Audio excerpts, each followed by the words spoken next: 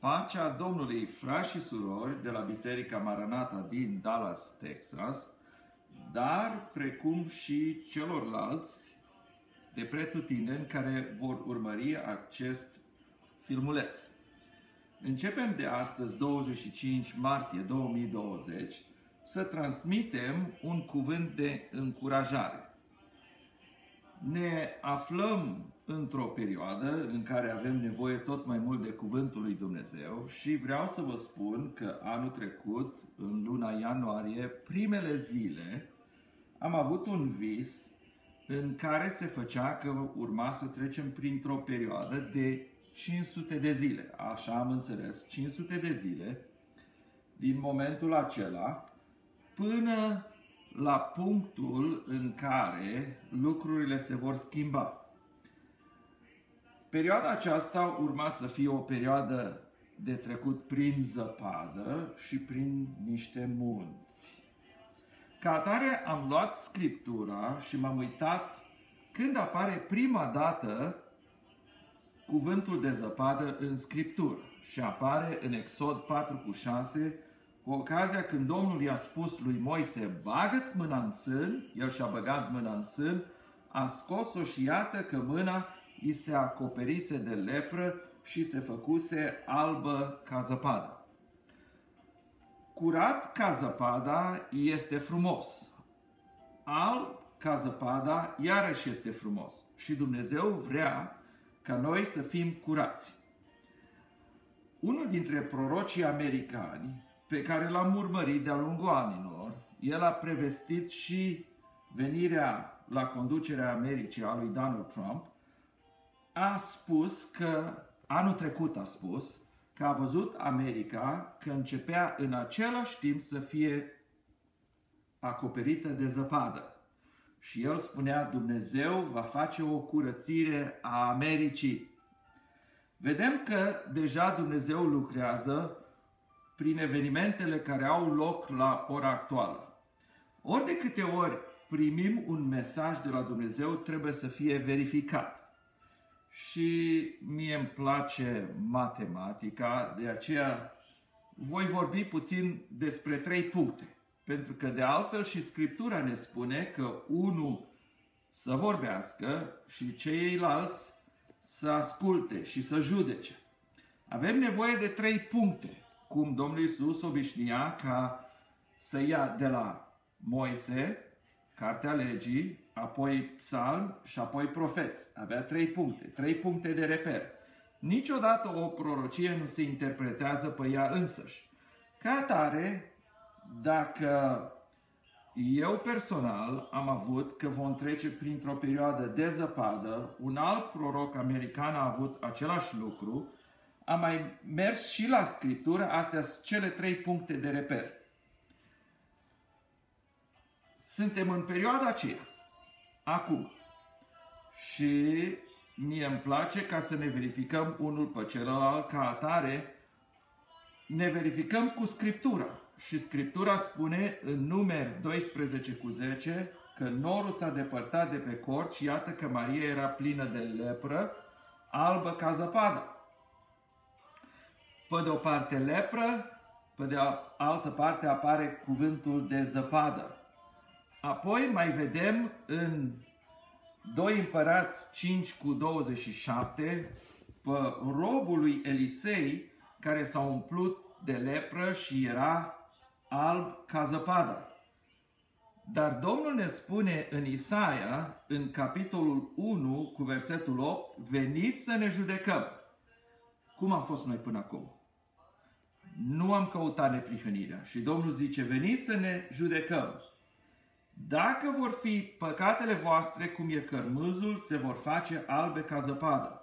De vor fi roșii ca purpura, se vor face ca lâna. Asta înseamnă pentru mine că Dumnezeu îngăduie lucrurile prin care trecem ca să ne curățească. Daniel, capitolul 7 cu versetul 9, spune că el s-a uitat și a văzut niște scaune domnie și un îmbătrânit de zile a șezut jos, haina lui era albă ca zăpada. Nu înseamnă asta pentru noi că Dumnezeu vrea ca să fim albi ca zăpada? Nu înseamnă că Dumnezeu vrea să ne curățească?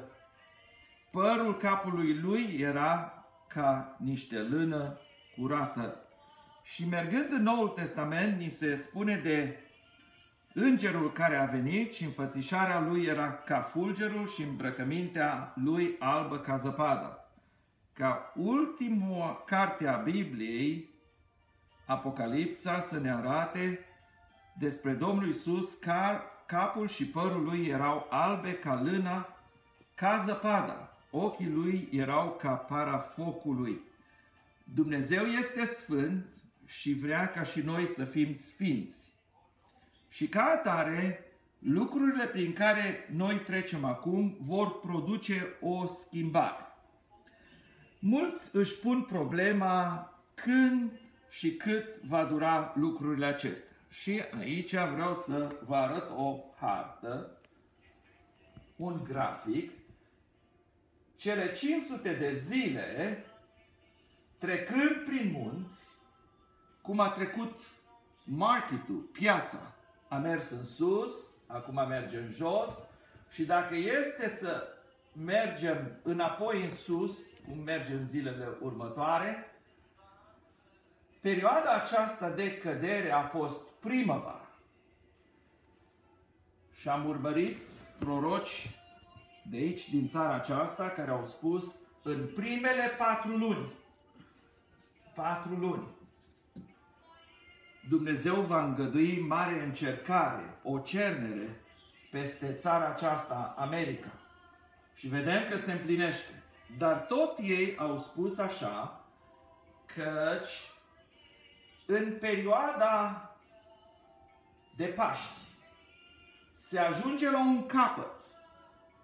Și atunci noi trebuie să cerem sângele Mântuitorului, așa cum mielul pascal la Paște a fost jertfit și cu sângele mielului ungeau ușorii ușii, se producea o schimbare, o protecție peste oamenii călăuziți de Dumnezeu, oamenii care erau sub protecția sângelui și ca atare noi ne așteptăm ca după Paște lucrurile acestea să se calmeze.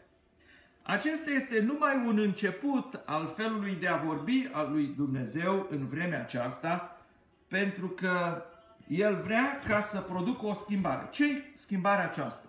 În primul rând, curățirea bisericii. Până acum, biserica îi căuta pe oameni și se uita ce nevoie au ei, cum aș putea să-i atrag eu la biserică. În realitate, oamenii trebuie să fie atrași la biserică de focul lui Dumnezeu. Și se va produce o schimbare în felul de manifestare, de prezentare, de dezvoltare a unei biserici. Oamenii îl vor căuta pe Dumnezeu și ca atare vor căuta biserica și vor spune: voi sunteți străjeri, străjerii care stați pe metereze, spuneți-ne ce avem de făcut. Așa cum în Faptele Apostolilor, oamenii care îl ascultau pe Petru au întrebat: oameni, ce trebuie să facem? Și el a răspuns: pocăiți-vă, păcatele voastre vor fi judecate de Dumnezeu și voi veți fi făcuți albi ca zăpada. Dumnezeu va da o nouă direcție, o nouă orientare bisericii, va ridica pe unii oameni care până acum au fost undeva jos, nebăgați în seamă, dar în același timp va fi o ordine, pentru că Dumnezeu este un Dumnezeu al orânduielii. Ieri cineva ne-a trimis un filmuleț cum într-o perioadă de genul acesta oamenii furau din magazine din Spania. Am văzut când a avut loc războiul din Irak, cum nu mai exista ordine și oamenii furau de pretutindeni. Nu asta vrea Dumnezeu.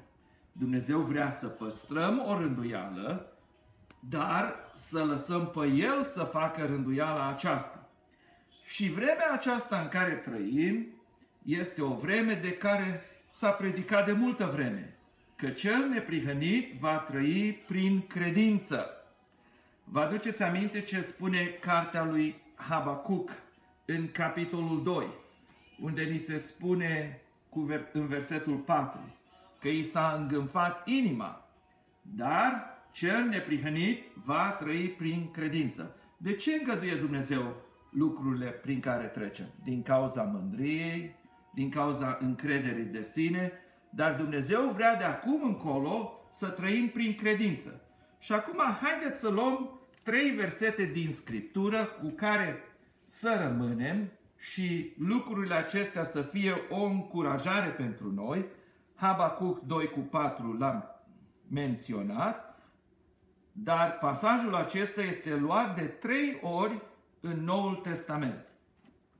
Prima dată este reluat de Apostolul Pavel în Romani 1:17. Și aș dori ca să rămâneți cu pasajul acesta, Romani 1:17. Deoarece în ea este descoperită o neprihănire pe care o dă Dumnezeu prin credință și care duce la credință. După cum este scris, cel neprihănit va trăi prin credință. Și epistola către Romani pune accentul pe neprihănire, pe cel neprihănit. Zăpada este perioada aceasta de curățire. Dumnezeu ne curățește și trebuie să punem accentul pe neprihănire. Dar dacă vă uitați după aceea în Galateni, în capitolul 3:11, ni se spune și că nimeni nu este socotit neprihănit înaintea lui Dumnezeu prin lege, este învederat deci că cel neprihănit prin credință va trăi. Accentul este pus aici pe a trăi. Prima dată pe cel neprihănit, pe neprihănire și după aia pe a trăi. Se poate trăi. Nu vom muri. Numai dacă Dumnezeu vrea pe unul să-l ia acasă, dar altfel vom trăi. Și să citim în final un alt pasaj care este tot luat din Habacuc. Toate aceste pasaje sunt reluate din Habacuc și acum citim Evrei, capitolul 10:38. Și cel neprihănit va trăi prin credință. Și aici accentul este pus pe credință. Ce înseamnă credință? Apostolul Pavel spune credința vine în urma auzirii. S-au dat ordonanțe de urgență, trebuie să le ascultăm, trebuie să le împlinim. Asta nu înseamnă că noi mergem prin credință dacă mergem împotriva legii sau mergem împotriva o rânduiele. Ci a merge prin credință înseamnă să ne încredem în Dumnezeu. Cum ne-a purtat până acum, ne va purta și în continuare. De aceea, fiți neprihăniți, căutați neprihănirea, căutați rugăciunea, căutați postul, căutați citirea cuvântului lui Dumnezeu și veți trăi, dar veți trăi prin credință. Dumnezeu să vă binecuvinteze pe toți și cu toții să trăim prin credință. Amin.